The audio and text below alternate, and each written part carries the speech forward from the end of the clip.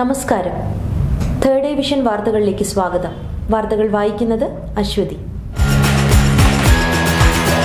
ശിശുദിനത്തിൽ third day വിഷന്റെ camera കണ്ണുകളിൽ പതിഞ്ഞത് ചിന്തിപ്പിക്കുന്ന കാഴ്ച. കഴിഞ്ഞ ദിവസം ശിശുദിന റാലിക്കിടെ പെയ്ത മഴയിൽ കുട്ടികൾ നനയുന്നതും നയിക്കേണ്ടവർ കുട ചൂടിയതും ചിന്തിപ്പിക്കുന്ന കാഴ്ചയാണ്. മഴ നനയുന്നത് ആസ്വദിക്കുന്ന കുട്ടികളാണ് ഏറെയും. എന്നാൽ മഴ നനഞ്ഞാൽ രോഗം പിടിപെടുന്നവരും ഇക്കൂട്ടത്തിലുണ്ട്.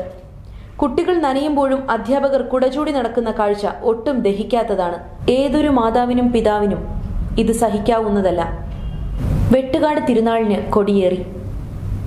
പ്രമുഖ തീർത്ഥാടന കേന്ദ്രമായ വെട്ടുകാട് മാദ്രദേ ദേവൂസ് ദേവാലയത്തിലെ ക്രിസ്തു രാജ്യത്വ തിരുനാളിന് ഇന്ന് തുടക്കമായി.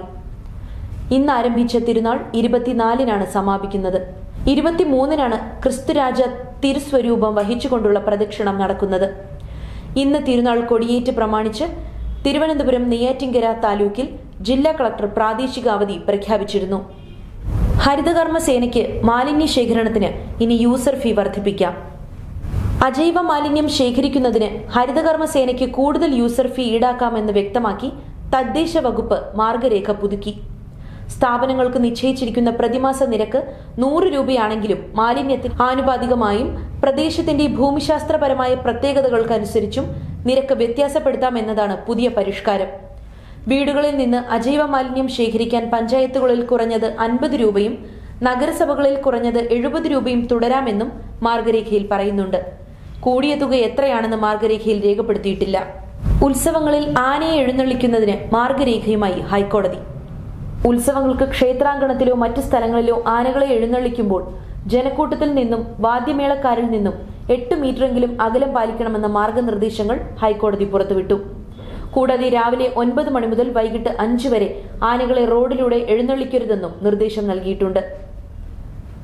ആനകളെ തുടർച്ചയായി 3 മണിക്കൂറിലേറെ എഴുന്നള്ളിക്കരുതെന്നും രാത്രി 10-നും പുലർച്ചെ 4-നും ഇടയിൽ ആനകളെ വാഹനത്തിൽ കൊണ്ടുപോകരുതെന്നും ഒരു ദിവസം 30 കിലോമീറ്ററിലധികം ആനയെ നടത്തിക്കൊണ്ടു പോകരുതെന്നും കൂടാതെ വാഹനത്തിൽ ആനയെ കൊണ്ടുപോകുമ്പോൾ 125 കിലോമീറ്ററിലധികം കൊണ്ടുപോകരുതെന്നും ഒരു ദിവസം തുടർച്ചയായി 6 മണിക്കൂറിലധികം വാഹനത്തിൽ കൊണ്ടുപോകരുതെന്നും മാർഗരേഖയിലുണ്ട്. എന്നാൽ ഇത് എത്രത്തോളം പ്രാബല്യത്തിൽ വരുമെന്ന് നമുക്ക് കണ്ടറിയാം. നിർമ്മിച്ച ചിത്രങ്ങൾ ഇനിയില്ല, തീരാ നഷ്ടമെന്ന് നടൻ മധു. സിനിമയുടെ ചരിത്ര മൂല്യവും പ്രാധാന്യവും കാത്തു സൂക്ഷിക്കുന്നതിന് അവയുടെ സംരക്ഷണ പ്രവർത്തനങ്ങൾ അനിവാര്യമെന്ന് നടൻ മധു. ബ്ലാക്ക് ആൻഡ് വൈറ്റിൽ ചിത്രീകരിച്ചവ ഉൾപ്പെടെ മലയാളത്തിലെ സുപ്രധാന ചലച്ചിത്രങ്ങളിൽ പലതും നഷ്ടമായിട്ടുണ്ടെന്നും അദ്ദേഹം ചൂണ്ടിക്കാട്ടി. കൂടാതെ താൻ നിർമ്മിച്ച 4 ചിത്രങ്ങൾ ഇന്നും ലഭ്യമല്ല എന്നും അത് മനസ്സിലെ തീരാ നഷ്ടമാണെന്നും അദ്ദേഹം പറഞ്ഞു. ഫിലിം ഹെറിറ്റേജ് ഫൗണ്ടേഷൻ സംഘടിപ്പിച്ച രാജ്യാന്തര ഫിലിം റീസ്റ്റോറേഷൻ ശില്പശാലയുടെ സമാപന ചടങ്ങ് ഓൺലൈനായി ഉദ്ഘാടനം ചെയ്യുകയായിരുന്നു അദ്ദേഹം. കലാമണ്ഡലം അടക്കമുള്ള സ്ഥാപനങ്ങളെ കൈയൊഴിഞ്ഞ് സർക്കാർ. കേരള കലാമണ്ഡലം, സാഹിത്യ academy, sports council, library council, Lalithakala academy തുടങ്ങി ഗ്രാന്റ് ഇൻ എയ്ഡ് സ്ഥാപനങ്ങളിലെ ജീവനക്കാരുടെ ശമ്പളം, പെൻഷൻ അടക്കമുള്ള ആനുകൂല്യങ്ങൾക്ക് പണം സ്ഥാപനങ്ങൾ സ്വയം കണ്ടെത്തണമെന്നുള്ള ധനവകുപ്പിന്റെ സർക്കുലർ പുറത്തുവന്നു. കൂടാതെ ജീവനക്കാരോ സ്ഥാപനങ്ങളിൽ നിന്ന് പണം ലഭിക്കുന്നവരോ കോടതിയെ സമീപിച്ചാൽ സർക്കാരിന് ബാധ്യതയില്ല എന്നും കേസുകളിൽ തങ്ങളെ എതിർകക്ഷിയാക്കേണ്ടതില്ലെന്നും ബന്ധപ്പെട്ട വകുപ്പ് സെക്രട്ടറിമാർ കോടതിയെ അറിയിക്കണമെന്നും സർക്കുലറിൽ വ്യക്തമാക്കുന്നുണ്ട്.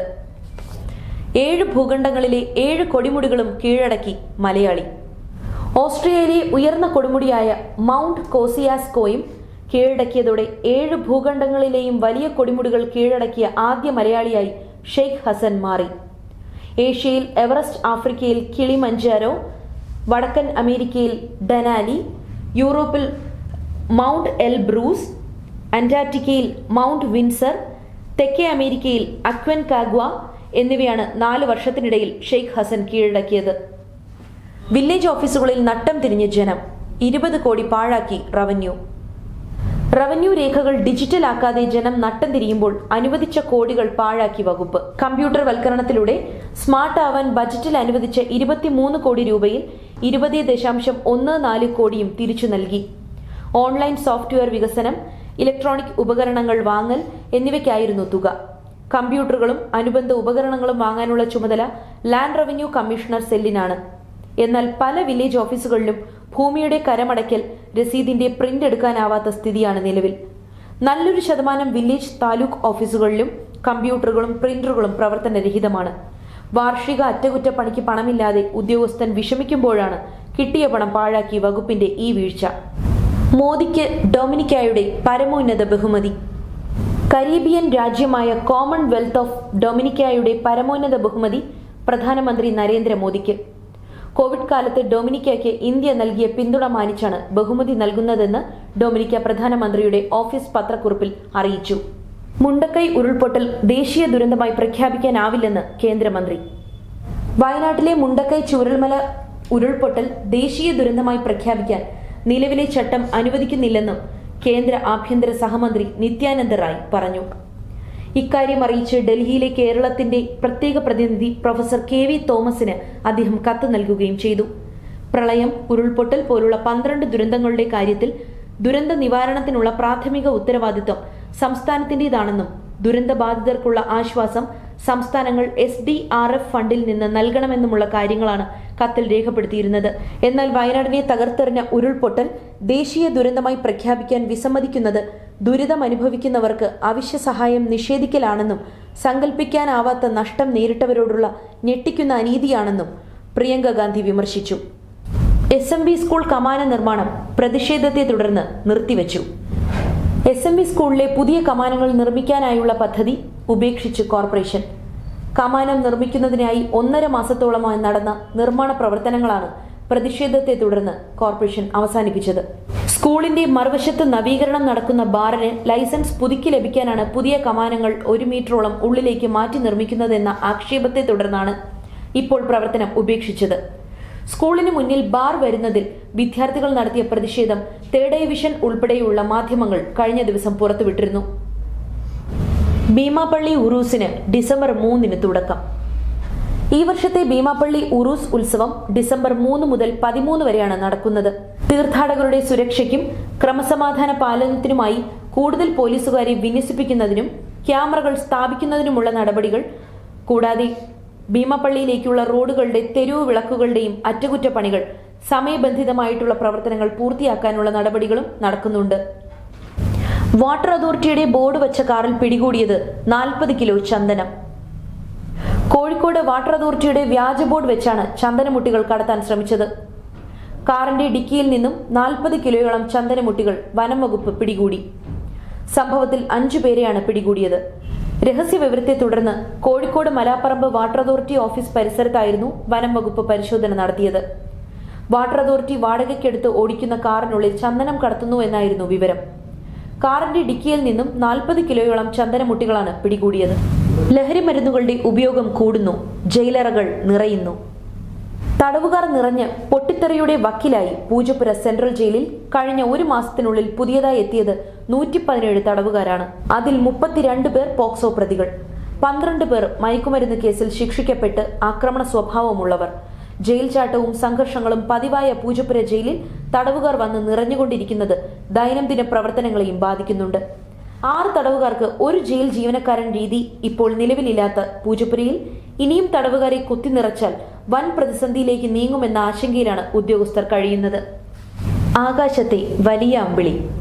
വീണ്ടും വലിയ അമ്പിളിക്കല തെളിയുന്നു. ബീവർ മൂൺ എന്നറിയപ്പെടുന്ന 2024-ലെ 4ാമത്തെയും അവസാനത്തെയും സൂപ്പർ മൂൺ നാളെ ആകാശത്ത് കാണാനാവും. ഇന്ന് സൂര്യാസ്തമനത്തിന് ശേഷം ദൃശ്യമാവും. നാളെ പുലർച്ചെ മുതൽ വ്യക്തമായി സൂപ്പർ മൂൺ കാണാൻ കഴിയും. ചന്ദ്രൻ സാധാരണ കാണുന്നതിലും 14% വലുപ്പത്തിലും 30% തെളിച്ചത്തോടെയുമാണ് കാണുന്നത്. ചന്ദ്രൻ ഭൂമിയോട് ഏറ്റവും അടുത്ത് നിൽക്കുമ്പോഴാണ് ഈ പ്രതിഭാസം ഉണ്ടാകുന്നത്. രാജ്യ തലസ്ഥാനത്ത് കർശന നിയന്ത്രണങ്ങൾ. ഡൽഹിയിൽ വായുമലിനീകരണം രൂക്ഷമായ സാഹചര്യത്തിൽ ഹൈക്കോടതിയുടെ നിർദ്ദേശപ്രകാരമാണ് നിയന്ത്രണങ്ങൾ കർശനമാക്കിയത്. വായുമലിനീകരണം തടയാൻ സുപ്രീം കോടതി നിർദ്ദേശപ്രകാരം നടപടികൾ കൈക്കൊള്ളുന്നതിൽ ഡൽഹി സർക്കാർ വീഴ്ച വരുത്തിയതിനെ തുടർന്നാണ് നിയന്ത്രണം നിലവിൽ വന്നത്. കൂടാതെ അനിവാര്യമല്ലാത്ത ഖനന പ്രവർത്തനങ്ങൾ താൽക്കാലികമായി നിർത്തണം, വൈദ്യുതി, CNG ഒഴികെയുള്ള ഇന്ധനങ്ങൾ ഉപയോഗിക്കുന്ന അന്തർ സംസ്ഥാന ബസ്സുകൾക്ക് നിരോധനം, സ്കൂൾ പഠനം ഇനി ഓൺലൈൻ എന്നിവയാക്കാനാണ് നിർദ്ദേശം. തായ്ലൻഡിനെ വീഴ്ത്തി ഇന്ത്യ സെമിയിലേക്ക്. ഏഷ്യൻ ചാമ്പ്യൻസ് ട്രോഫി വനിതാ ഹോക്കിയിൽ തായ്ലൻഡിനെ പരാജയപ്പെടുത്തി ഇന്ത്യ സെമിയിലേക്കെത്തി. ബീഹാറിൽ നടക്കുന്ന ഏഷ്യൻ ചാമ്പ്യൻസ് ട്രോഫി വനിതാ ഹോക്കി മത്സരത്തിൽ തായ്ലൻഡിനെ പരാജയപ്പെടുത്തിയാണ് ഇന്ത്യ സെമിയിലെത്തിയത്. ഏകപക്ഷീയമായ 13 ഗോളുകൾക്കാണ് ഇന്ത്യ തായ്ലൻഡിനെ പരാജയപ്പെടുത്തിയത്. വാഹന അപകടത്തെ തുടർന്ന് 2 കലാകാരികൾ മരണപ്പെട്ടു. കായംകുളം ദേവ കമ്മ്യൂണിക്കേഷൻസിന്റെ നാടകവണ്ടി അപകടത്തിൽപ്പെട്ട് കലാകാരികളായ ജെസി മോഹനും അഞ്ജലിയും മരണപ്പെട്ടു. കണ്ണൂർ കേളകത്ത് വെച്ചാണ് ബസ് മറിഞ്ഞ് അപകടമുണ്ടായത്. 14 പേർക്ക് പരിക്കേൽക്കുകയും ചെയ്തു. നമ്മുടെ ആരോഗ്യം നമ്മളിലൂടെ. ഹൃദ്രോഗ സാധ്യത കുറയ്ക്കാം. പ്രായവ്യത്യാസമില്ലാതെ ഇന്നേവരെയും ബാധിക്കുന്നതാണ് ഹൃദ്രോഗം. ഭക്ഷണകാര്യത്തിൽ കൂടുതൽ ശ്രദ്ധിക്കുന്നതിലൂടെ ഹൃദ്രോഗ സാധ്യത കുറയ്ക്കാനും ഹൃദയാരോഗ്യം സംരക്ഷിക്കുവാനും സാധിക്കും. അതിനായി ഡയറ്റിൽ ഉൾപ്പെടുത്തേണ്ട ചില ഭക്ഷണങ്ങളെ പരിചയപ്പെടാം. ഫൈബർ അടങ്ങിയ ഓട്സ് കഴിക്കുന്നത് ഹൃദ്രോഗ സാധ്യത കുറയ്ക്കാനും ഹൃദയാരോഗ്യം സംരക്ഷിക്കുവാനും നല്ലതാണ്. വെളുത്തുള്ളിയിൽ അടങ്ങിയിരിക്കുന്ന അലിസിൻ രക്തസമ്മർദ്ദത്തെയും കൊളസ്ട്രോളിനെയും കുറയ്ക്കാനും ഹൃദയാരോഗ്യം സംരക്ഷിക്കുവാനും ഫലപ്രദമാണ്. വാർത്തകൾ പൂർണ്ണമാകുന്നു. നന്ദി, നമസ്കാരം.